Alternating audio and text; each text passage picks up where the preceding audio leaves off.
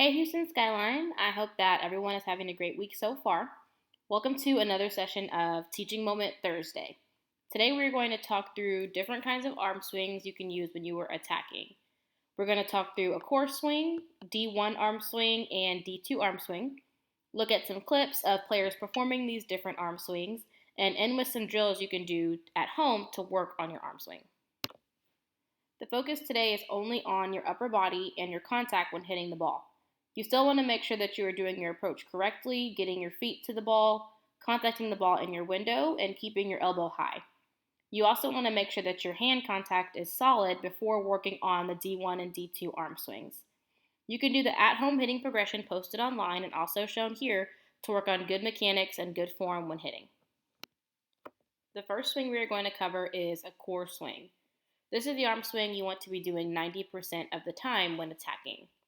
With this arm swing, you are facing your shoulders where you want the ball to go and generating a lot of power by using your hips and core. When doing a core swing, you want to get your middle finger on top of the ball and finish in position 3 or finish your swing. When thinking of the ball as a clock, you want your middle finger to contact the ball at 12 o'clock or right on the top. You can hit different areas of the court when using this attack, including deep cross, line, and so on.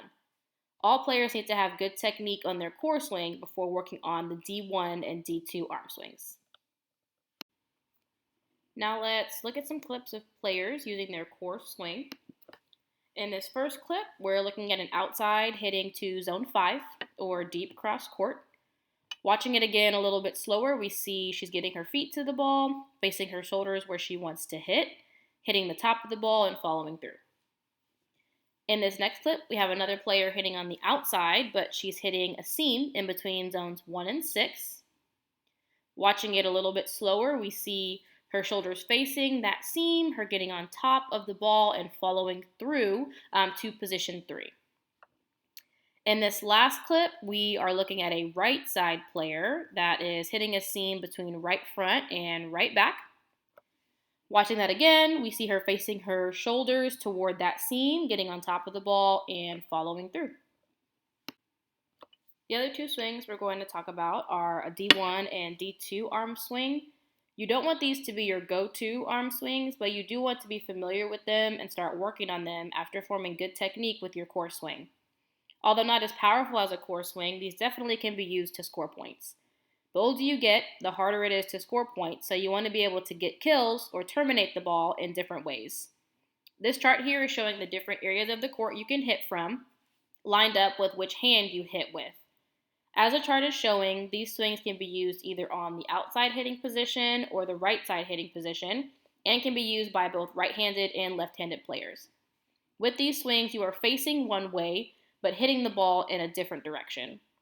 Based on which hand you're hitting with and where you're hitting from, your middle finger and thumb placement will be different based on which swing you're trying to perform. First, let's talk through the D1 arm swing or cross-body arm swing. On this chart, there is a lot of information, so try and focus on either the right-handed column if you're right-handed or the left-handed column if you're left-handed. For a right-handed player hitting on the outside, you're facing cross court and hitting down the line. You want your middle finger on the right side of the ball and your thumb facing up. If you are a left-handed player hitting on the right side, you will still be facing cross court and hitting down the line, but your middle finger should be on the left side of the ball. When using the D1 arm swing on the other pin, if you are a left-handed player hitting on the outside or a right-handed player hitting on the right side, you will be facing line and swinging cross court. As with the first D1 swings, if right-handed, you want your middle finger on the right side of the ball, and if left-handed, you want your middle finger on the left side of the ball. For both of these, your thumb should still be facing up. Next is the D2 arm swing or wrist away arm swing. For a right-handed player hitting on the outside or a left-handed player hitting on the right side, you're facing line but swinging cross court. Right-handed players hitting on the outside will have their middle finger on the left side of the ball, and left-handed players hitting on the right side will have their middle finger on the right side of the ball. When using the D2 arm swing on the other pin, you will face cross court and swing down the line. If left-handed, your middle finger will still be on the right side of the ball, and if right-handed, your middle finger will be on the left side of the ball. With these swings again, your thumb should be facing down. Now let's look at some clips of players using their D1 arm swing. In this first clip, we see a right-handed outside facing cross court, but swinging down the line. Slowing this clip down, we see her feet are to the ball, which is important. She's facing cross court, gets her thumb up, and her ball goes down the line. In this next clip, we have another right-handed player facing cross court and swinging down the line for a point. If we look at it a little bit slower, she is really selling the cross court attack, but getting her middle finger on the right side of the ball to swing down the line. Let's look at one more example of a right-handed player hitting on the outside. She gets her feet to a ball that's a little bit farther from her and is able to contact with her thumb up. Looking at it a little slower, let's see her shoulders facing cross, but her ball go down the line. And yes, there was a touch on that ball, and they did win the point. Let's take a look at some D2 arm swings. In this first clip, we have a right-handed player hitting on the outside. She is able to hit a really hard angle. This is a great swing, by the way, by her facing her thumb down. Slowing this clip down, we see her getting her middle finger more on the left side of the ball and really dropping her thumb toward the floor. In this next clip, we have a right-handed player hitting on the right side. She faces more cross court, but is able to tool the block by using the D2 or wrist away swing. Slowing it down, we see her facing one direction, but able to hit more down the line by getting her middle finger on the left side of the ball. Let's take a look at one more clip of a right-handed player hitting on the outside using her D2 swing. She has her feet to the ball and drops her thumb to score. Looking at it slower, we see that first focus of getting her feet to the ball, showing the opponent she's hitting one way and then hitting a different location to score. You can definitely work on these arm swings at home. You can do this with a partner, put down some objects outside, or hit against a wall. Work on your core swing first. In the video on the left, I was working on a core swing down the line, and in the video on the right, a core swing cross court. Make sure you still focus on getting your feet to the ball, keeping your elbow high, and getting your middle finger on top of the ball. Generate power by utilizing your core muscles and rotating your hips. I apologize to my lefties. I tried doing this with my left hand, but it was not pretty.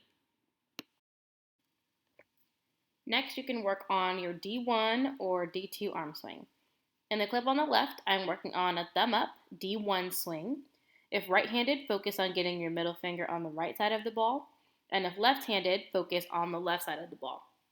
In the clip on the right, I am working on a thumb down D2 arm swing. If right-handed, focus on your middle finger being on the left side of the ball. And if left-handed, focus on your middle finger being on the right side of the ball. If you're looking for a fun game you can use to work on the different arm swings, all you need is a ball, a wall outside, and someone to compete against. You are essentially playing wall ball. You're hitting the ball against the wall and trying to score points.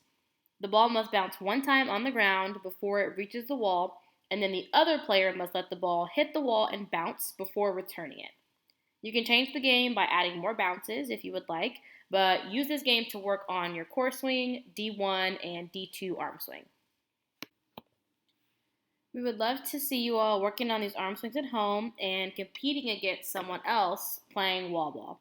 Feel free to take a video and post on social media and use the hashtag WallBallChallenge. That is all for our Teaching Moment Thursday, and we will see you at the next Teaching Moment.